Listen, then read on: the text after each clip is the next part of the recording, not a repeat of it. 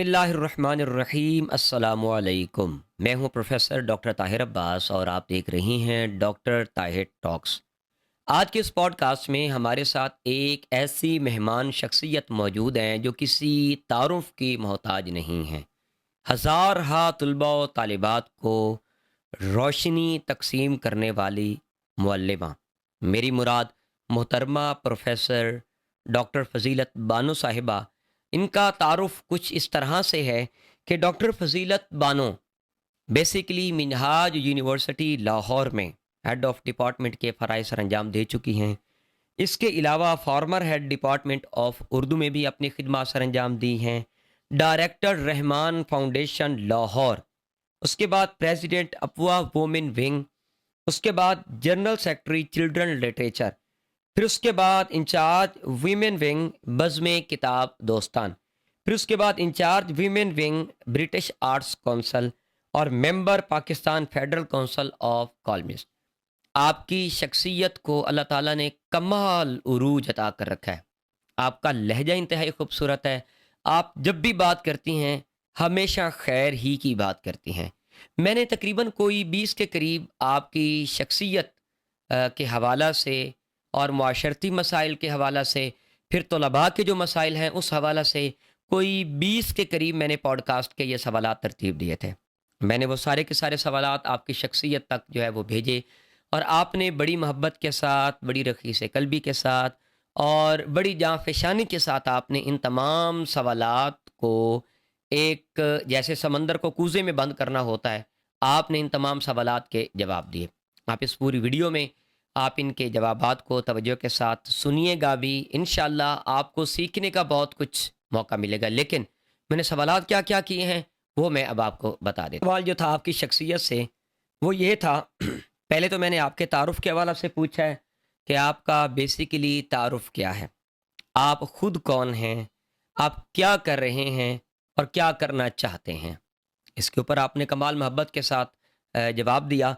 उसके बाद मेरा अगला सवाल था कि क्या हमारी पहला सवाल जो था कि क्या हमारी सोसाइटी आज भी तालीम याफ्ता औरत से डरती है? क्यों? मेरा दूसरा सवाल था कि एक पढ़ी लिखी औरत क्या वाक़ई घर बसाने में मुश्किल समझी जाती है या ये सिर्फ़ एक बहाना है? मेरा तीसरा सवाल था कि क्या डिग्री जितनी बड़ी हो, रिश्ता उतना मुश्किल हो जाता है?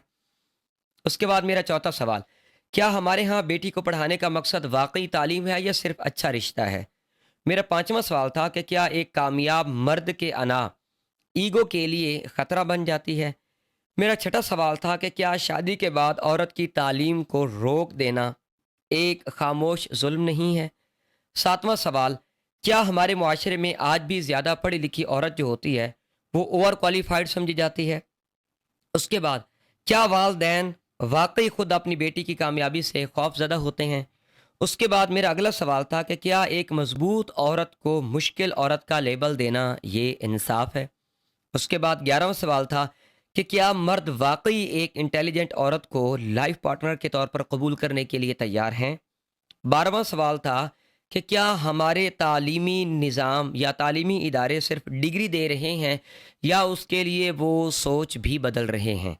उसके बाद 13वां सवाल था कि क्या एक औरत का कैरियर और शादी साथ साथ चल सकते हैं या हमें सोच बदलने की ज़रूरत है? मेरा 14वां सवाल था, क्या तालीम याफ्ता ख़वातीन की लेट मैरिजेस जो होती हैं वो दरअसल मुआशरती नाकामी के लिए होती हैं या किसी और वजह से भी इसमें कोई उनसर इसमें पाया जाता है? मेरा उसके बाद 15वां सवाल था कि क्या औरत की असल कामयाबी शादी है या खुद मुख्तारी है? मेरा 16वां सवाल था कि क्या हमारे निसाब में औरत को सिर्फ एक किरदार तक महदूद किया जा रहा है?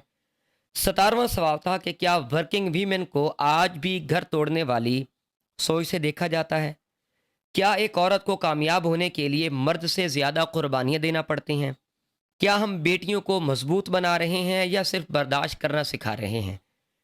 अगर एक तालीम याफ्ता औरत अपनी शराइत पर जीना चाहे तो क्या मुआशरा उसे कबूल करेगा? ये वो 20 सवाल हैं जो मैंने आपसे पूछे हैं। तो बिस्मिल्लाह पढ़ते हैं और आज के इस पॉडकास्ट को शुरू करते हैं।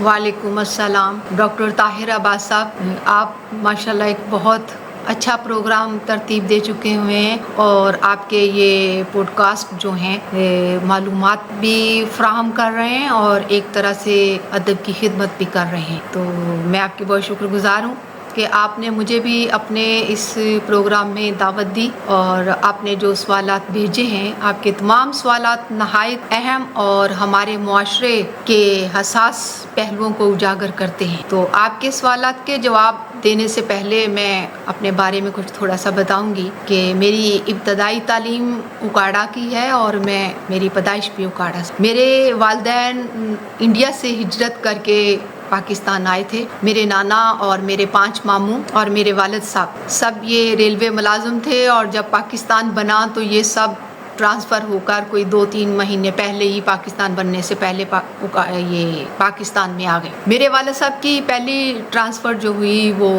हरबंसपुरा रेलवे वर्कशॉप लाहौर में हुई। उसके बाद वो चीचा वतनी उनका तबादला हो गया, वहाँ से फिर वो उकाड़ा उन्होंने अपनी ट्रांसफ़र करवाई।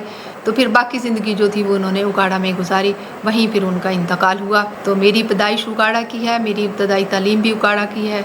मैट्रिक मैंने वाकएंड से किया और फिर एफए और बीए मैंने उकाड़ा से किया। पंजाब यूनिवर्सिटी से मैंने एमए किया और एमफिल और पीएचडी की डिग्री मैंने जीसी यूनिवर्सिटी फैसलाबाद से की। तो पीएचडी में मेरा तहकीक का मौजू था पंजाब आर्काइव्स में मौजूद कदीम इमारात। ये एक बड़ा ज़ख़ीम मकाला है और इसमें काम भी तदवीन और तहकीक के हवाले से जामिया काम को समेटा गया है। तो रिसर्च और तदवीन दोनों के लिहाज से ये एक बहुत अहम मौजू था और इसको बहुत पसंद भी किया गया।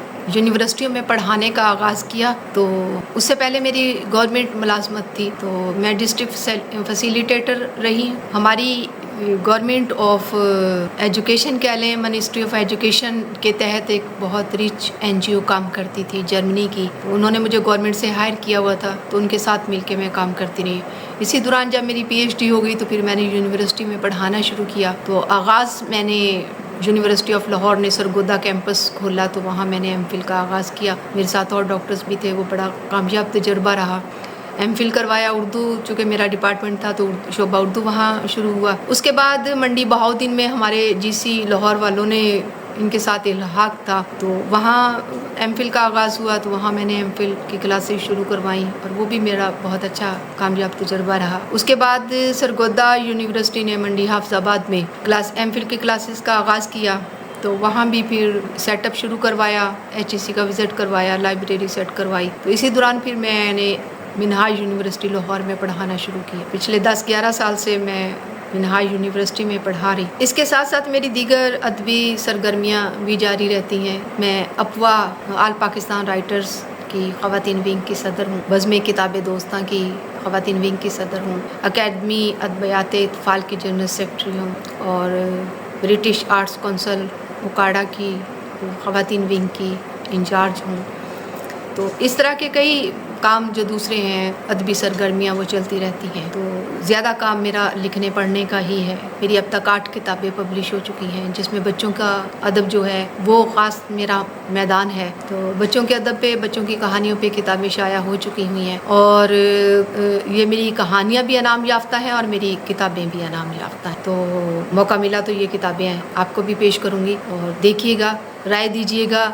और चूँकि मेरा अदबी इत्फ़ाल से ज़्यादा है ताल्लुक़, तो बच्चों की कहानियाँ ज़्यादा लिखती हूँ। लेकिन इसके साथ साथ मेरे उर्दू और पंजाबी में अफ़साने भी और कहानियाँ भी शाया हो चुकी हैं, मुख्तलिफ़ रिसालों में लिखती हूँ। तो बच्चों की किताबें भी हैं, बच्चों की किताबें शाया हो चुकी हुई हैं। तो तदरीस के साथ साथ मेरा ये काम भी जारी रहा। तो मैं तालीम फ़ौरन ही मैंने पढ़ाना शुरू कर दिया, मुलाज़मत में आ गई अपनी एजुकेशन के बाद। तो उसमें मुझे चूँकि शौक़ से ये काम शुरू किया था, तो 2 दफ़ा गवर्नमेंट ऑफ पंजाब से मुझे बेस्ट टीचर अवार्ड मिला और फिर एक दफ़ा master trainer, best master trainer का अवार्ड मिला। बेस्ट मज़े की बात कि बेस्ट मदर का अवार्ड भी मिला। मिनहाज यूनिवर्सिटी में आई हूँ तो यहाँ भी मुझे बेस्ट टीचर का अवार्ड फर्स्ट पोजीशन के साथ मिला। तो तदरीस के साथ साथ मेरी अदबी सरगर्मियाँ जारी रही हमेशा और सदर शुबा की हैसियत से मैंने मिनहाज यूनिवर्सिटी में भी खिदमत अपनी अंजाम दी। और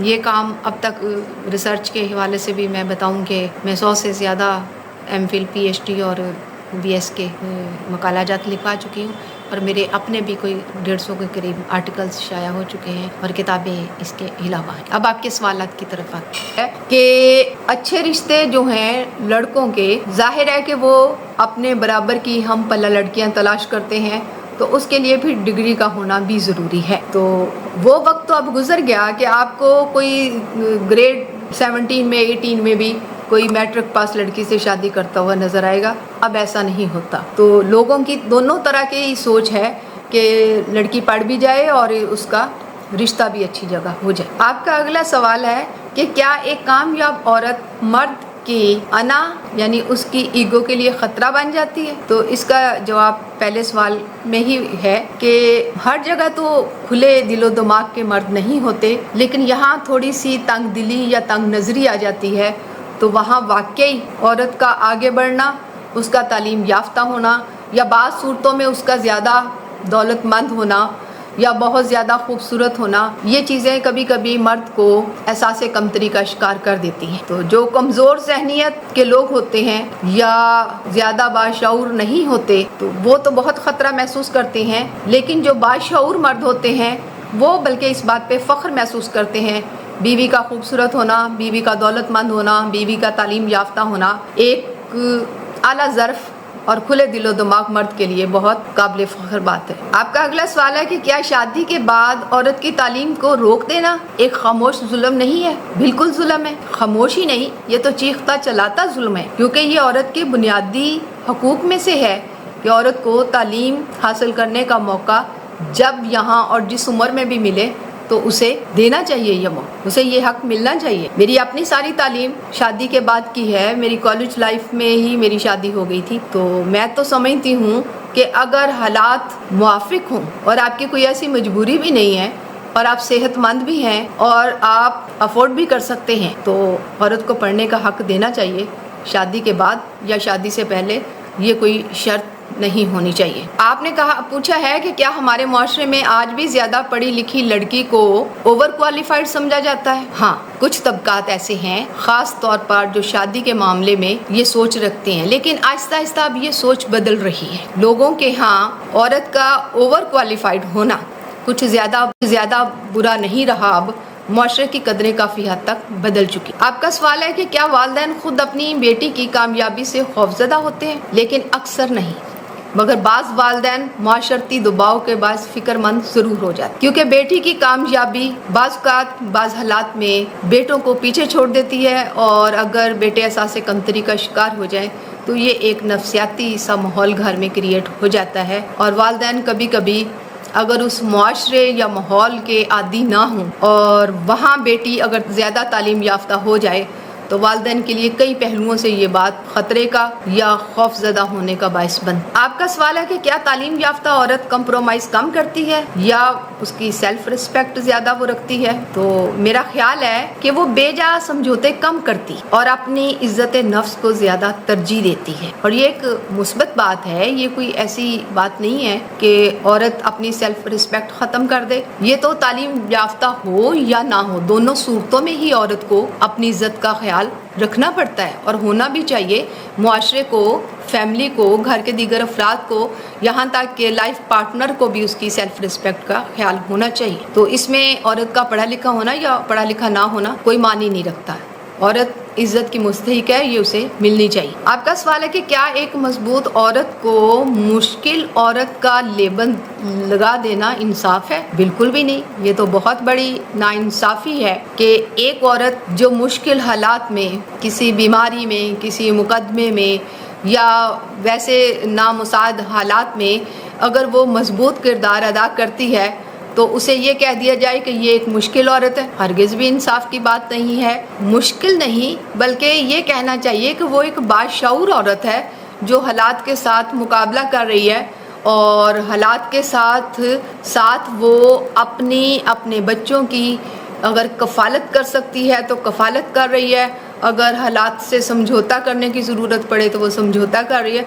तो ये तो एक काबिल तारीफ़ बात है। तो नाइंसाफ़ी तो तब होगी कि जब औरत सारा कुछ करने के बावजूद اس کو اس کے حقوق سے محروم کر دیا جائے۔ آپ کا سوال ہے کہ کیا مرد واقعی ایک انٹیلیجنٹ عورت کو لائف پارٹنر کے طور پر قبول کرنے کے لیے تیار ہے؟ میرا خیال ہے کہ نئی نسل کے رجحان میں یہ چیز بڑھ رہی ہے، مگر روایتی سوچ اب بھی کچھ جگہوں پر رکاوٹ کا باعث بنتی ہے کہ لوگ انٹیلیجنٹ عورت کو لائف پارٹنر بناتے ہوئے تھوڑا سا ہیزیٹیٹ کرتے ہیں، ورنہ اب معاشرے کے بہت ساری حصوں میں یا جگہوں میں لوگ اس کو قابل فخر سمجھتے ہیں کہ ان کا لائف پارٹنر ذہین ہے اور اچھے برے وقت میں اچھی سوچ کا مظاہرہ کر سکتا ہے۔ تو یہ اگر عورت ذہین ہے تو نسلیں ذہین ہوں گی، اس کے لیے تو فخر کی بات ہونی چاہیے اس مرد کے لیے، اس فیملی کے لیے، نہ کہ اس کو نیگیٹو لیا جائے اور اس سے خوف زدہ ہوا جائے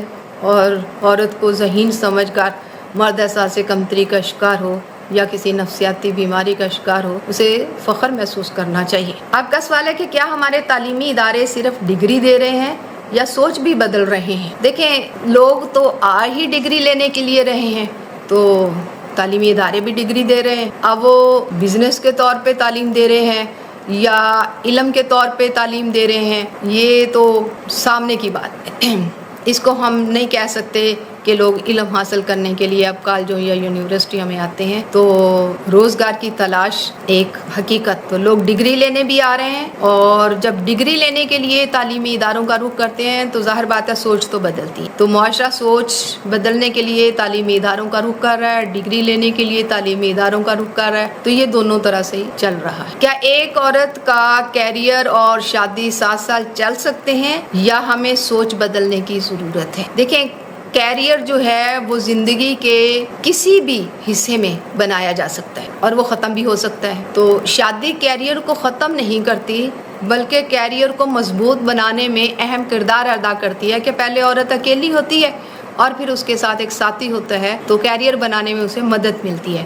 تو ہم یہ نہیں کہہ سکتے کہ شادی جو ہے وہ کیریئر ختم کرتی یا کیریئر نہیں بنا سکتی۔ عورت کے ساتھ مرد کا ساتھ ہر عمر میں رہا ہے، بھائی، بیٹا، خامن، باپ، مرد جس روپ میں بھی ہو عورت کی مضبوطی کا باعث بنتا ہے۔ تو شادی کے بعد تو کیریئر کے مضبوط ہونے کے زیادہ چانسز ہوتے ہیں، دونوں ساتھ چل سکتے ہیں، شادی بھی اور کیریئر بھی، بشرطے کہ باہمی سمجھوتا اور تعاون موجود ہو۔ اصل ضرورت سوچ کی تبدیلی ہے۔ آپ کا سوال ہے کہ کیا تعلیم یافتہ خواتین کی لیٹ میرج دراصل معاشرتی ناکامی ہے؟ نہیں، یہ ناکامی نہیں ہے، میرا خیال ہے کہ ترجیحات اور مواقع کا فرق۔ اگر آپ تعلیم کو ترجیح دیں گے تو ڈیفینیٹ ہے کہ شادی تھوڑی تاخیر سے ہوگی، اور اگر آپ شادی کو ترجیح دیتے ہیں تو آپ کو تعلیم حاصل کرنے کا موقع بعد میں ملے گا۔ شادی لیٹ میرج ہونا معاشرے کی ناکامی نہیں ہے بلکہ ترجیحات ہیں۔ کوئی معاشرہ شادی کو ترجیح دیتا ہے پہلے اور کوئی